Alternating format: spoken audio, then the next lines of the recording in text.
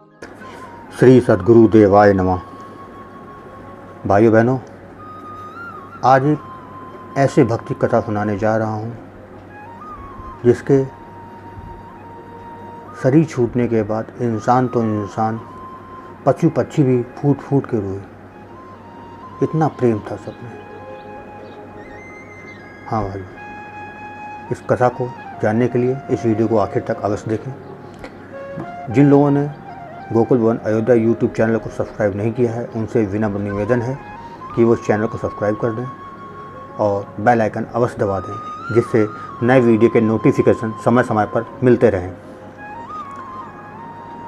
भक्त भगवान चरतावली से आज बजरंग बख्श सुपुत्र शिवदान सिंह के बारे में कुछ कथा सुनाने जा रहा हूँ। ये सीतापुर के रहने वाले थे।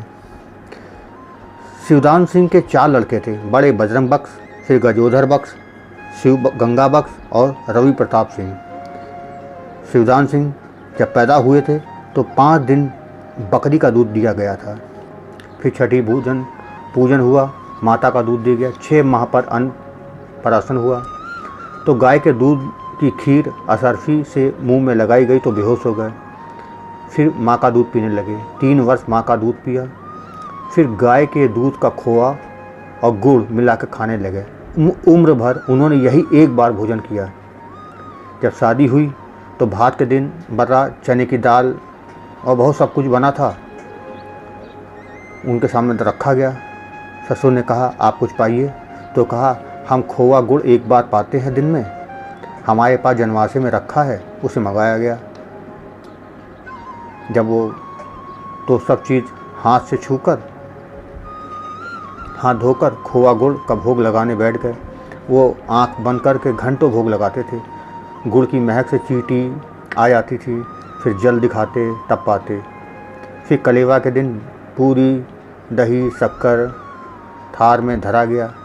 ये अपना खोआ गुड़ ले गए थे। सरज ने एक कौर पूरी की उनके होंठों में लगा दी, बेहोश हो गए। फिर मुँह धोया गया। जब होश आया तो कहा, हम छोटे पर से अन्न नहीं पाते हैं, अन्न पाने से हम बेहोश हो जाते हैं। तो सरज ने कहा, हमसे बड़ा अपराध हो गया। तो कहा, कोई अपराध नहीं हुआ। जो नहीं जानता उसे अपराध नहीं लगता है, और जो जानता है उसे अपराध लगता है। फिर अपने खोआ गुड़ का भोग लगाकर पाया। शिवदान सिंह का हनुमान जी से बड़ा प्रेम था। मंगल के दिन थाल में लड्डू भर के एक टांग में खड़े होते। जंगल में गड़ी थी, चारों तरफ खावा बड़े गहरे थे, एक तरफ निकास था। खनिहा के वेटर लगी थी। जब लंगूर बंदर आके खा लेता तब थार रखते, जो बचता वो प्रसाद बढ़ता था।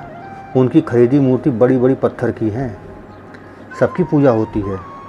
जंगल में एक संत 5000 वर्ष के रहते थे। वे इनको भजन की विधि बताए थे। किसी को मिलते नहीं थे।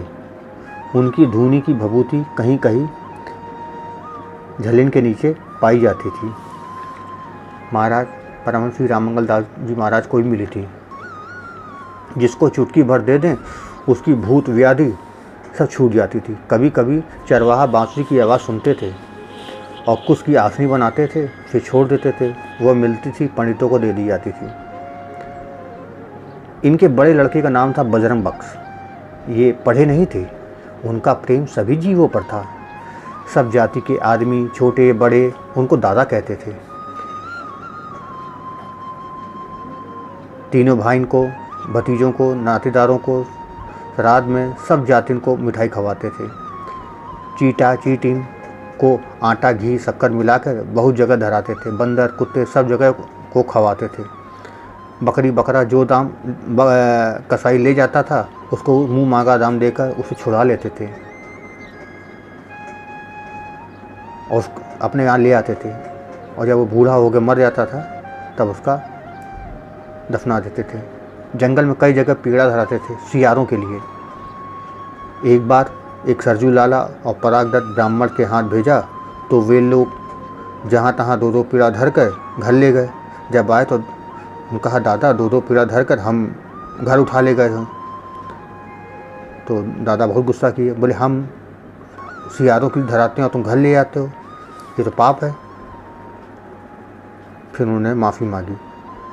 गाड़ी के पीछे गड्ढा था, उसी से मकान बने थे। एक बार बजरंग बख्श से गंगा मैया ने कहा, हम आई हैं, तुम अच्छी मिठाई छुड़वा दिया करो। बजरंग बख्श फिर रोज़ मिठाई छुड़वा दिया करते थे गंगा मैया में। एक बार मौला पहलवान ने मिठाई छोड़ते देख लिया।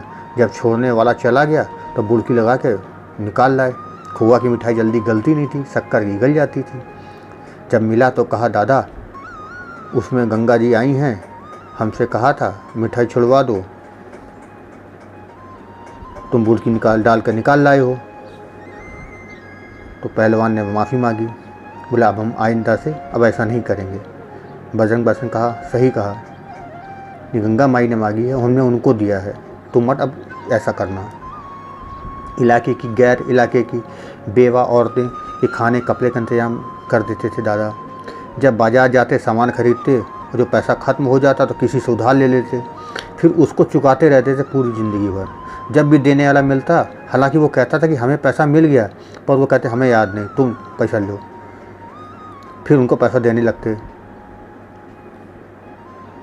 कोई याद कुछ रखता नहीं थे वो, और लिखते कहीं थे नहीं, इसलिए एक पैसा 10-10 बार वापस कर देते थे।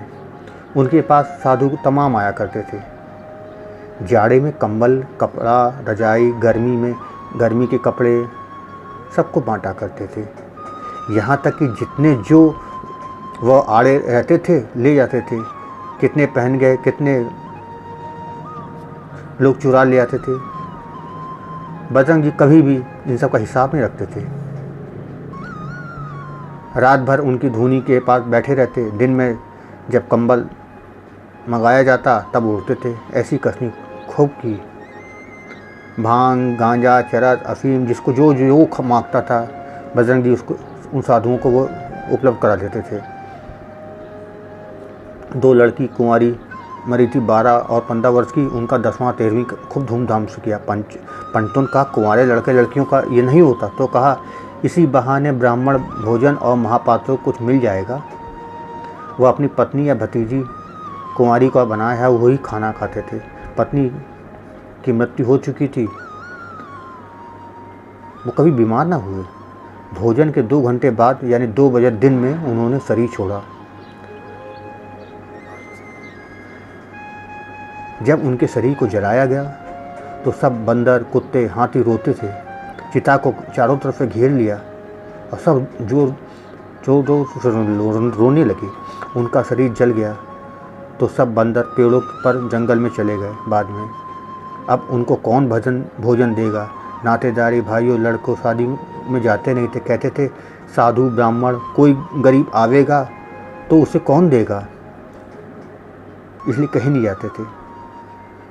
कहते थे, हमेशा हंसते रहते। कहते थे भगवान की लीला होती है, बड़ा मज़ा आता है। हरदम मुस्कुराते रहते थे। उनके पट खुल चुके थे।